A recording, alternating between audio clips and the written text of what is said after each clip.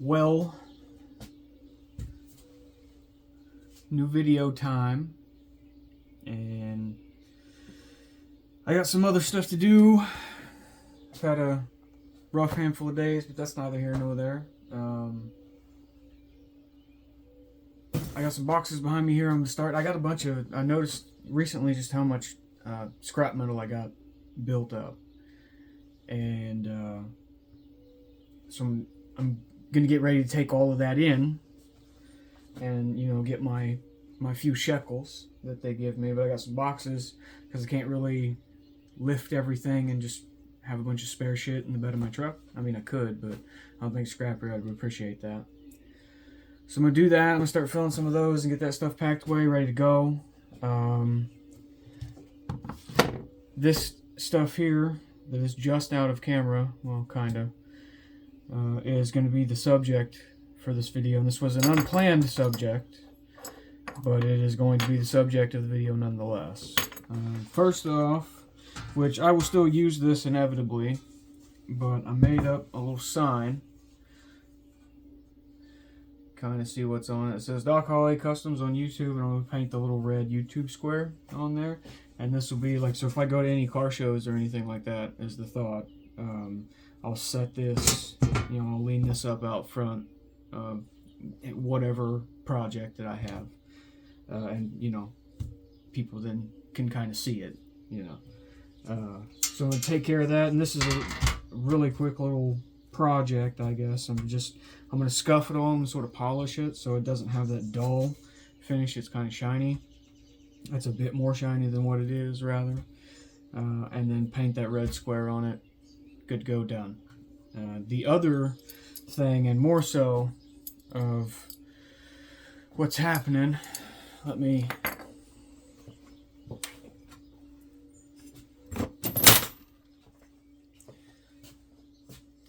So, first off,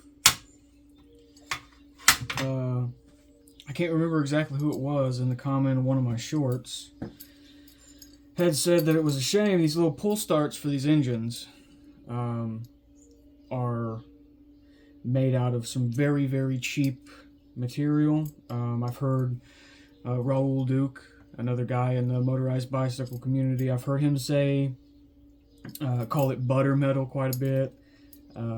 Everybody's kind of bitched about it a little bit, and I knew the metal myself was bad. I really, really wanted a pull start on 4A, so I figured I'd give it a shot, see if I can't nurse it, or go easy on it, or maybe reinforce it somehow, make it work better. So I had one on there, it broke. That was the short that you guys saw, and then waited another almost a month, I think it was, for a replacement to come in the mail, and I got the exact same one that I had before. I did, however, buy a relatively expensive pull cord for a snowmobile and a more heavy-duty little ripper handle. Thought that was pretty neat. It's all worthless, pretty much. I mean, the handle I can reuse for something else, for sure. And the cord is a good cord. I probably will use what I have left for just whatever else I can think of. The pull starts are garbage, though. Not saying anything new or groundbreaking by throwing that out there. Everyone knows they're garbage. It's cheap pot metal. It's just cast alloy or whatever. So yeah, immediately broke. And the worst part about it is now the engine on the 4A is locked. I don't know. I don't really know what's going on with it. I haven't tore into it yet. But I do know that when I drop the clutch, it just drags the rear wheel. That's it. It doesn't do anything. I can't fire, I can't turn it, I can't do nothing. So in this video, I'm going to tear that engine off of there. And go through and check it.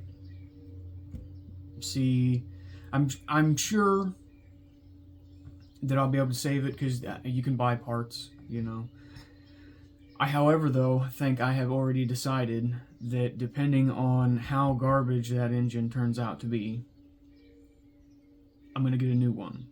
And I'm going to try and do maybe an upgrade. Don't know yet. We'll see how it goes. So yeah, those are my plans for this morning. I'm just going to knock all that stuff out. And I'll bring you back whenever I start tearing the engine off that thing. And it's bright out. The Normandy was giving me a little bit of trouble, and I went through and checked a whole bunch of stuff. Did an oil change, checked all my reservoirs and stuff like that. Still got to check engine light. It might be some kind of goofy sensor. It's just dirty.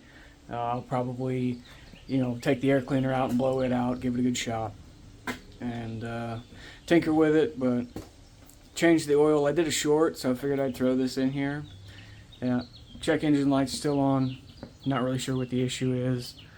It seems to be running fine. Everything gets up to temperatures and stays there. It's all steady. I don't know. There's no weird ticks. It's just being weird apparently, like everything else right now. Speaking of, so as stated earlier, the 4A, I believe the engine's locked. I don't know. Whenever I drop the clutch, the back wheel just drags. There's no give at all. I'm gonna take the I'm gonna take the spark plug out and drop the clutch to see if I can't move the pedal then. I don't know. It's about the only thing I can think. I think I am gonna, at this point, if that definitely doesn't do anything, which I don't know why it would, but just on the offhand that it does, I guess, whatever. But after that, I'm gonna take it off the frame completely. I might actually take this opportunity to go through and clean the frame up a bit. There were some spots during the installation of the engine and just general reassembly that I kind of scuffed some of the paint. I'm not happy about that. And then I don't know. I'll decide what's going on with the engine. Exactly, make a final decision, as it were. Yeah, I guess I'm just gonna tinker with this for a little bit longer. I gotta go to bed here pretty soon. It's Sunday, so I'll be going into work tonight. Well, we got the engine off the bike, and it does, just from fiddling with it on the bike, it does appear that it is locked up. I'm gonna take the jug off of it here and see if that don't get me somewhere.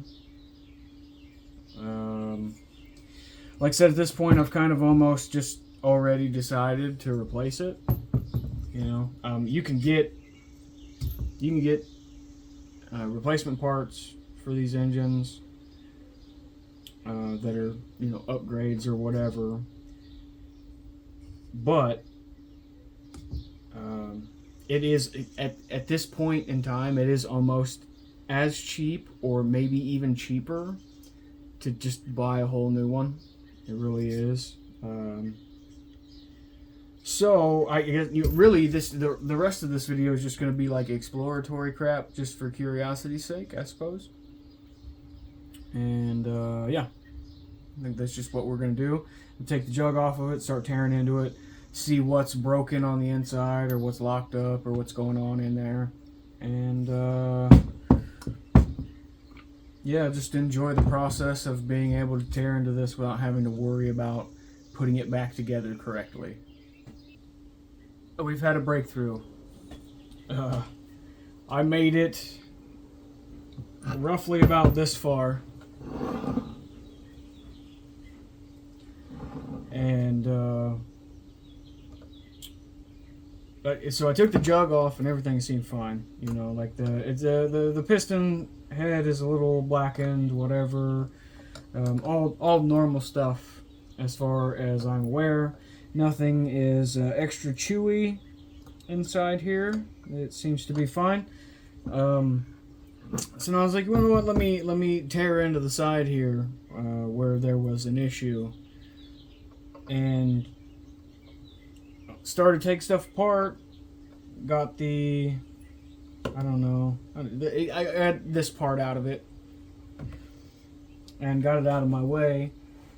And you know, guys, listen, I'm gonna be honest with you. I got a little heated for a second when I saw the issue. So I threw it somewhere. I don't know where it went now. It's probably on the floor somewhere, but I'm not gonna look for it. There was a washer that was all pretzeled in between the pieces here,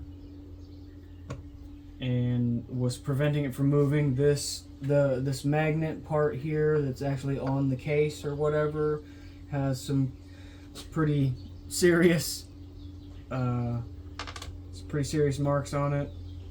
I don't think it's garbage. Now that I've gotten this out, I don't think it's garbage. I'm still probably going to get a new engine just because like I said, I've already kind of committed to that idea. I like the idea of it.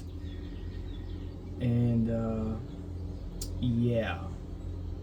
So, but though, to be honest with you, I probably could slap it back together and see if it fires, you know, see if it starts. I don't think there's any, I mean, the engine was already written off as garbage anyhow, so if I throw it all back together and fire it up one last time, and then it blows up, you know, whatever, we've already gone this far.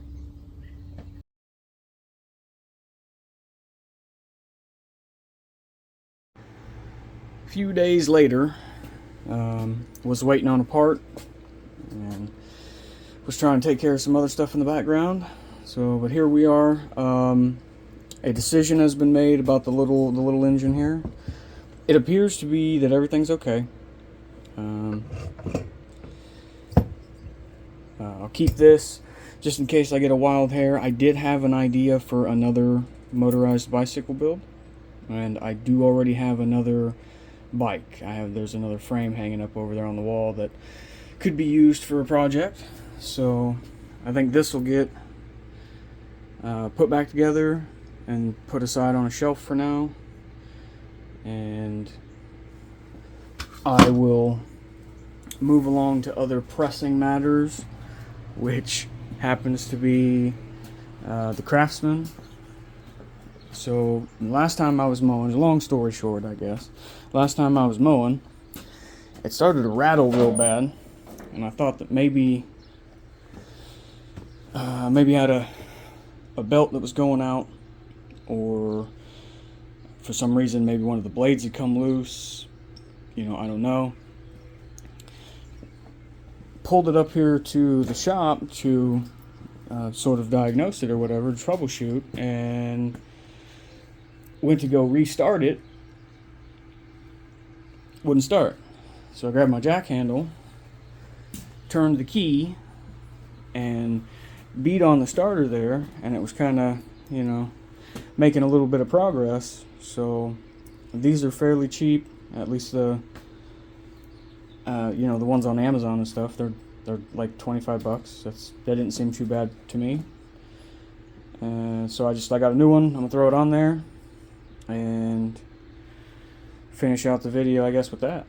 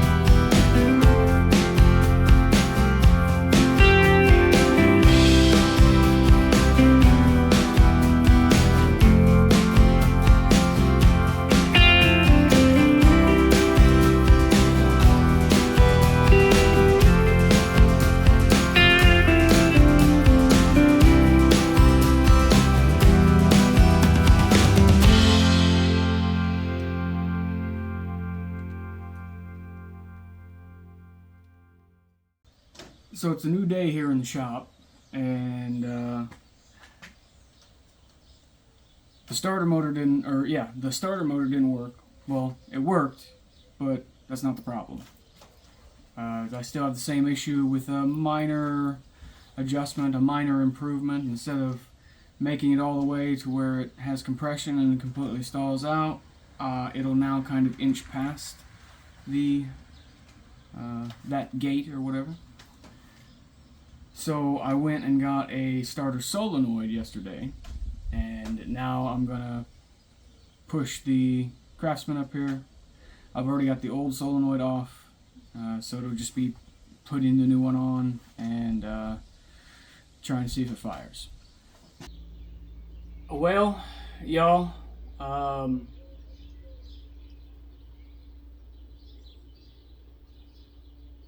really hate to say it out loud, but I am defeated.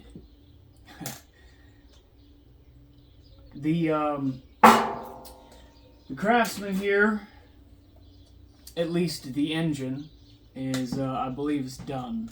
I replaced the starter motor, and that didn't make a difference. I replaced the starter solenoid. That didn't make a difference. So then I started going through a checklist of things that it may or may not be. And the next thing that I jumped to was the battery. I was like, well, maybe the battery doesn't have enough cranking amps to turn it.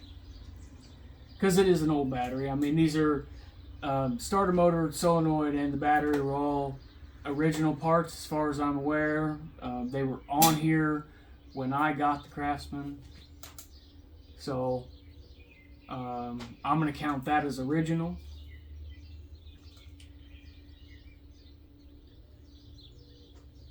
I hooked the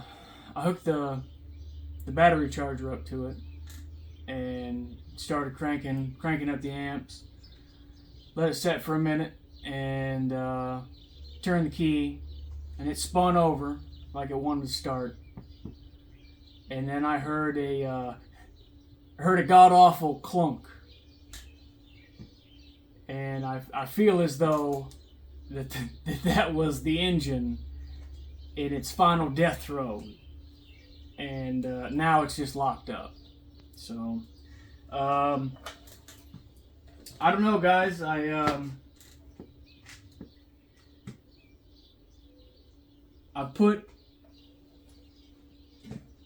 put some work into this tractor, and I don't necessarily want to give up on it, but I also need to mow the grass, and that grass ain't waiting for me.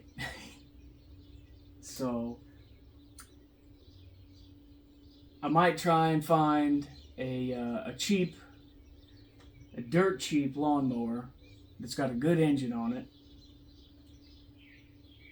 and just use it to mow the grass the next go around. And then maybe at some point I'll do an engine swap on it, or you never know. I might just say to hell with all of it and just go buy a brand new lawnmower. I'm currently weighing my options. The dust from this experience hasn't settled quite yet, so my temperature's up a little bit. You know, my emotions are running wild, and we'll see where it goes. As I stated earlier in the video, everything's acting weird. I don't know, guys. I don't know.